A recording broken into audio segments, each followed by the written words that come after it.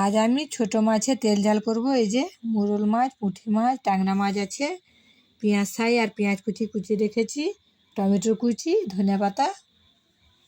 কড়াইতে তেল দিয়ে দেবো, একটু হলুদ দিয়ে দেবো মাছে, কড়াইতে তেল দিয়ে দেবো।